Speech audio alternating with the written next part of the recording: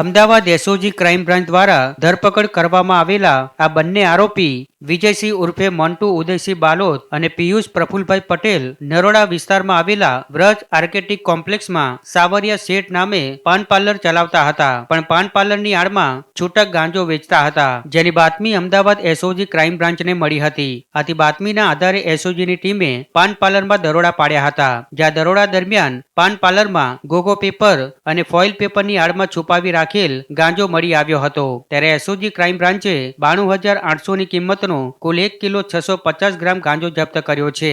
આરોપી વિજયસિંહ રાજસ્થાનના જાલોર ખાતેથી સુરેન્દ્રસિંહ નામના શખ્સ પાસેથી ગાંજો લાવતો હતો, જ્યારે આરોપી પિયુષ પટેલ એએમટીએસમાં કોન્ટ્રાક્ટ બેઝ પર ડ્રાઈવર તરીકે નોકરી કરે છે. ત્યારે એસઓજી ક્રાઇમ બ્રાન્ચે આરોપીઓની ધરપકડ કરી એનડીપીએસ એક્ટ હેઠળ ગુનો નોંધી આગળની તપાસ ચાલુ કરી છે. આમ અમદાવાદમાં પાન પાર્લર અને નાની દુકાનોની આડમાં નશાનો વેપાર વધી રહ્યો હોવાની ચિંતા વચ્ચે એસઓજી ક્રાઇમ બ્રાન્ચની આ કાર્યવાહી મહત્વની માનવામાં આવી રહી છે. ત્યારે હવે પોલીસ આ ગાંજાના નેટવર્કની અન્ય કડીઓ સુધી પહોંચે છે કે નહીં તે હવે જોવાનું રહેશે.